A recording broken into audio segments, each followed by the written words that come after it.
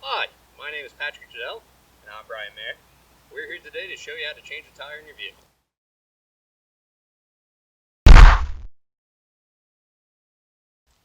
Safety is the most important part about changing a tire in your vehicle.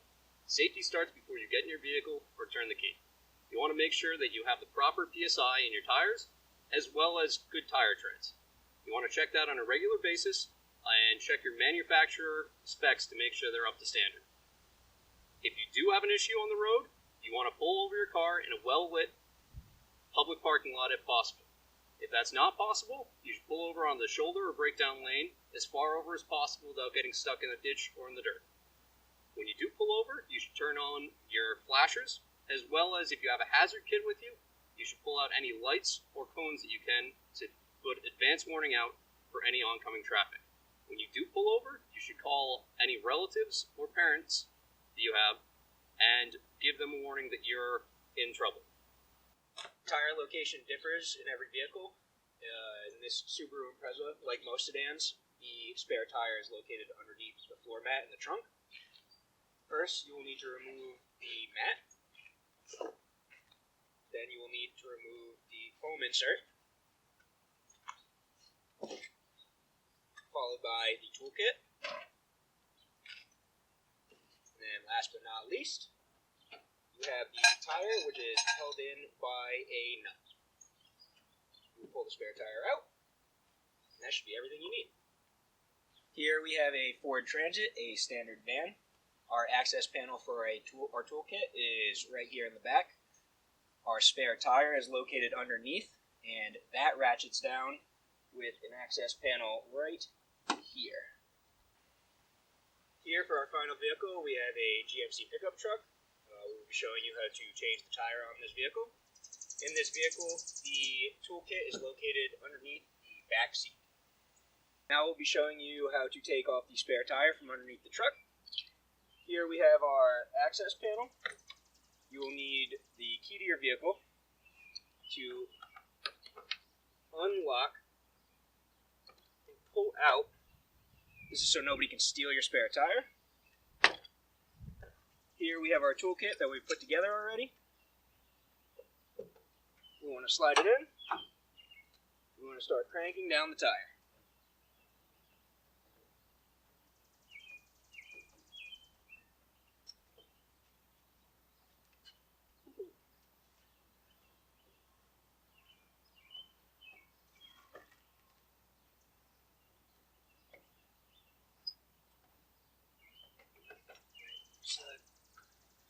You want to make sure that you crank it down enough so you have enough slack in the cable, so that way you can maneuver the little lock underneath off.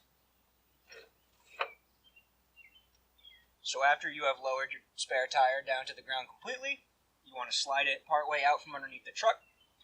You want to tilt your tire and take your bracket, move it at a 90-degree angle, slide it out.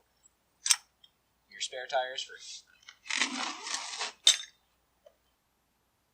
Now that our tools are out and our tire's ready to go, we can start changing our tire. Before you actually touch the tire, though, you want to make sure your car is in park and the ignition is turned off with the key out of the ignition. That way the car isn't going to start while you're working on this. This vehicle came with wheel chocks, which we're going to place on one of the front tires. The reason being, when we start working on this back tire, we're going to jack up the back of the car. When we do that, if we shocked a back tire, when we lifted it up, it would move it away from the wheel chocks and the car would be able to move again. With these on the front tires, the vehicle will be stable during the entire process of us changing the tire. Before we actually start jacking the vehicle up, what we want to do is loosen all of our lug nuts while it's on the ground, because while there's tension on this tire from sitting on the ground, the wheel can't turn independently. So you'll be able to put all your force into loosening those lug nuts. This vehicle came with one lock lug nut, which has a special key that goes on the outside of the lug nut before you put your tool on it.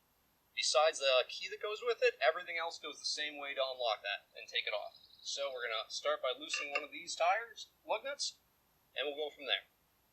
Now that we've shocked our front tire and we've loosened the lug nuts on our rear tire, we're ready to start jacking this vehicle up. Before we start, I checked my owner's manual to make sure I put the jack in the proper spot to lift this vehicle off the ground.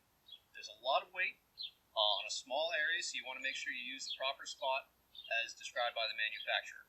On this vehicle, it's 2 inches inside of the shock mount on the rear axle.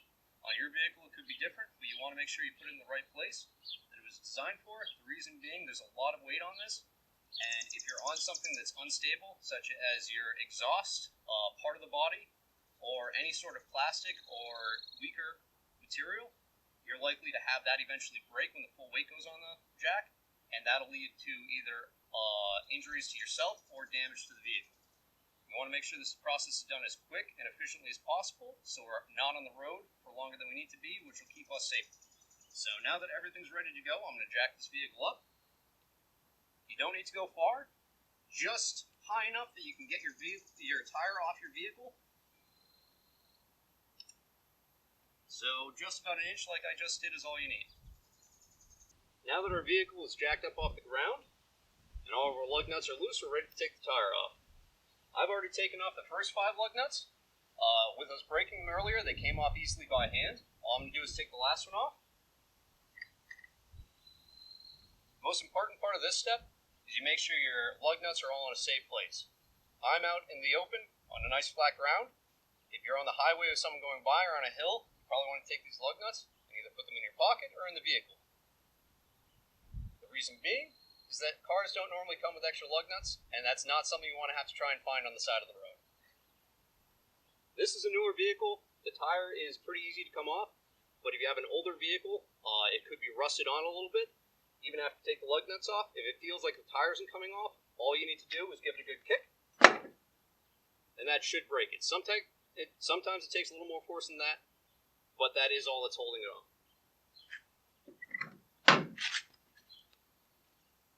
After you get your primary tire out of the way, you want to make sure you lean it on the ground. That way it doesn't roll away into traffic.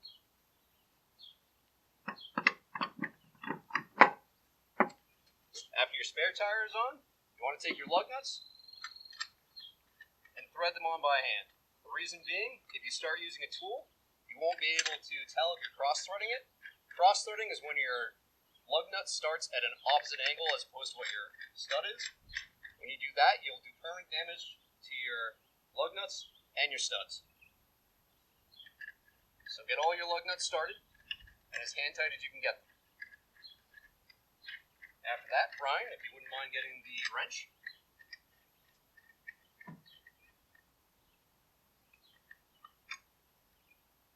After they're all hand tight, you want to go opposite each other. So you start at your first one, and you go directly opposite, and you keep going back and forth. The reason you do that is it creates a nice even surface pressure as you're pulling your tire into the rest of the axle, which allows your tire to operate properly.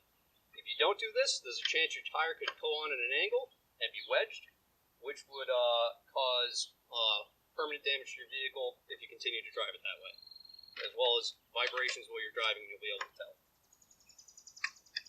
After me and Brian finished tightening up the lug nuts on the rear tire, we let the truck down. We tightened up the lug nuts one more time while the tire was on the ground. That way it couldn't move, and we could put the maximum amount of force on those lug nuts. That way they won't loosen up while we're driving down the road. We took our original tire, put it in the back of the truck. That way we can get it repaired later, or replaced if we have to. All the tools are back in their original places, ready to be used again next time, and our truck's ready to go. There's a few key takeaways that I want you to have before we go, though. First, if you have time, you should practice this at home. That way you know how to do it.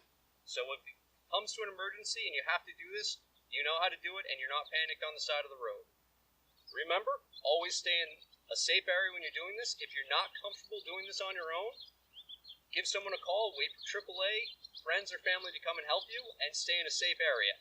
It's not worth getting on the road an hour earlier as opposed to your safety. Finally, I hope you enjoyed this. I'll see you again next week, and have a wicked awesome summer.